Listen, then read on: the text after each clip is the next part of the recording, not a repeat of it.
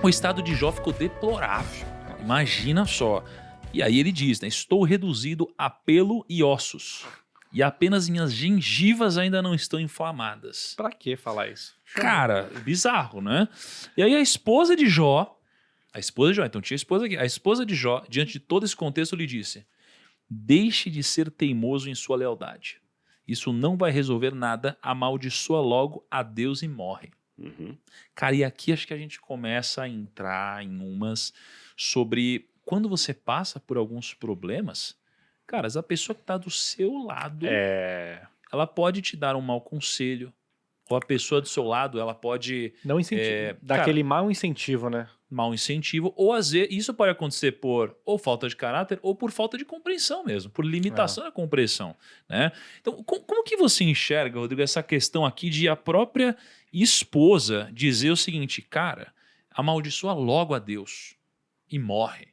Assim, como que você enxerga isso? A pergunta dela tem uma primeira parte que é tão importante como essa última. Ela fala assim, por que você ainda conserva a sua integridade?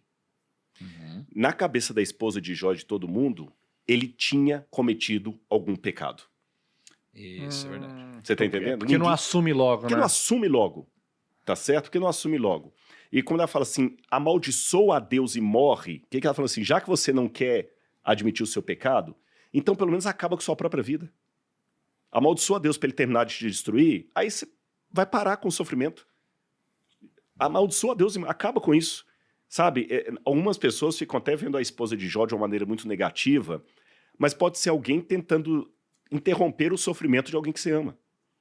Eu não vou entrar no mérito da questão aqui de eutanásia, porque é um assunto polêmico, não é o nosso foco. Mas é como alguém fala assim, olha, sinceramente, o meu pai não morreu, ele descansou. Alguém que está nos ouvindo já deve ter passado por essa experiência.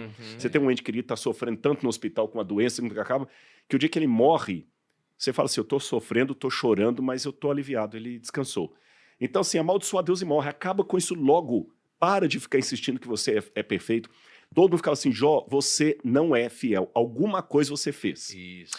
Os amigos, né? Você tinha três amigos... Mas começa com ela. Quando ela fala, você ainda insiste na sua integridade... Porque você vê alguém se ferrando? Qual que é a sua primeira reação? Você fala, essa pessoa fez uma cagada. Fez merda. Com certeza. Fez cagada, entendeu? Cara, ela tá apanhando, você fez, essa pessoa fez cagada. Mas isso aí deve ter sido... eu imagino que pra ele foi o pior. E as pessoas próximas não acreditar que ele não fez nada. Tipo assim... Foi.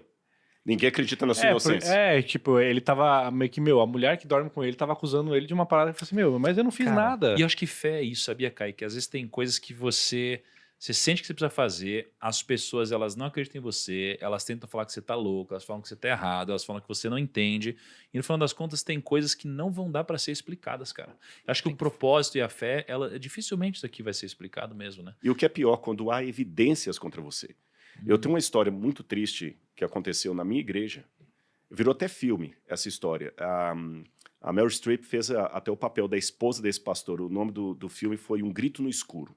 Não sei quem vai se lembrar desse filme, foi a história do casal Chamberlain. Era um pastor adventista e a sua esposa que viviam na Austrália. E a filhinha deles, Azaria, recém-nascida, foi devorada por um lobo, por um dingo.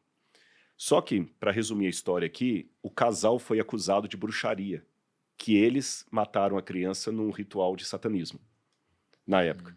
E foi um processo que se arrastou por anos. E a senhora Chamberlain, ela foi presa e ficou anos na cadeia. Anos na cadeia. E o marido pegou uma pena menor, porque ele ficou como cúmplice, e ela é inocente.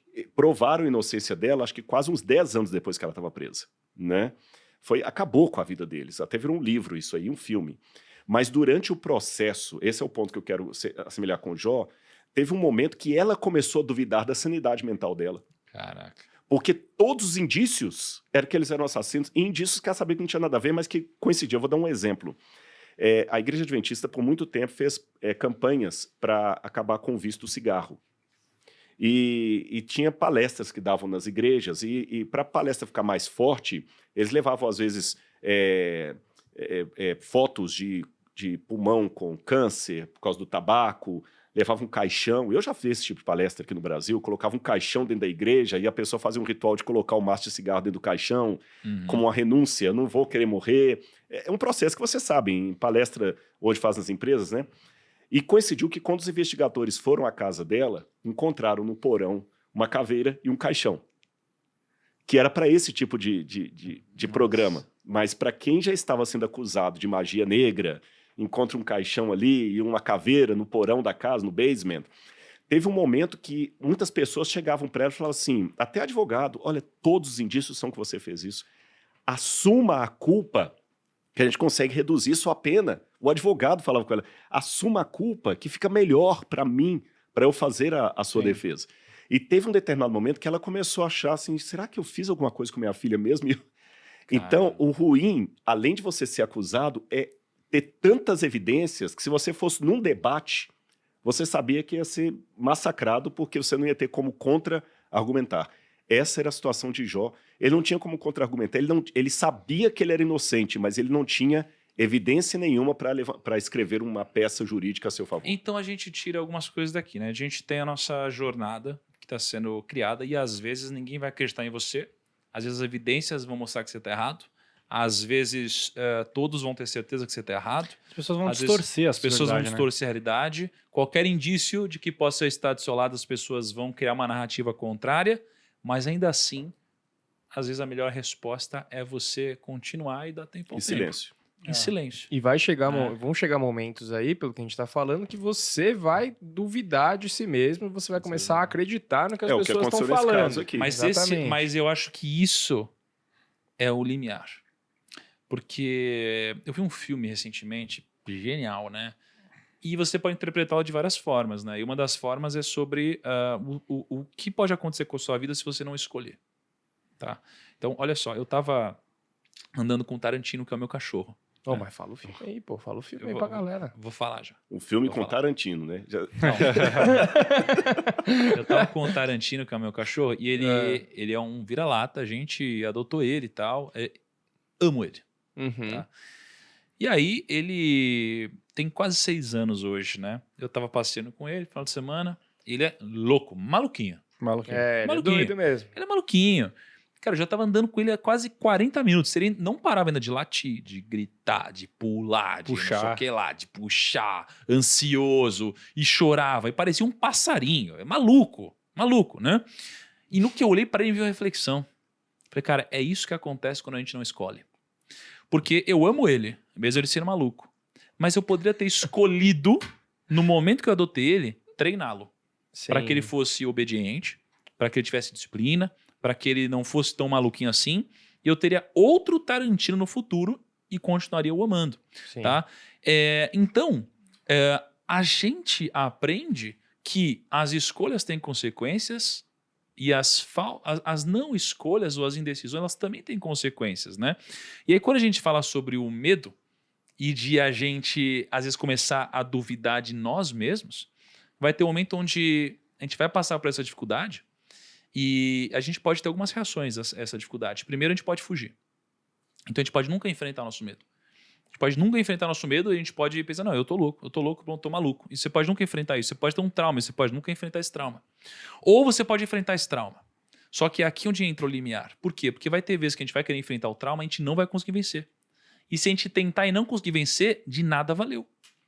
E esse filme que eu vi, ele mostra exatamente isso. Um baita filme para chegar no final, a pessoa descobrir que ela nunca conseguiu vencer o medo dela, cria coragem, levanta o ritmo, a pessoa vai enfrentar o medo dela, bota o monstro na frente dela, briga com o monstro, perde, morre, acaba o filme, nunca conseguiu superar. Não conta o filme. Ou seja, no final das contas, se eu chego um momento onde eu estou me questionando, será que, se você não conseguir vencer isso, de nada valeu, cara. E na vida, a gente tem pessoas que nunca tentam, tem pessoas que tentam e não conseguem, e tem aquelas que tentam e conseguem. E não é suficiente se você não conseguir ultrapassar esse limiar. Só que no caso de Jó, ele conseguiu. Sem contar que a não escolha é uma escolha. É uma escolha.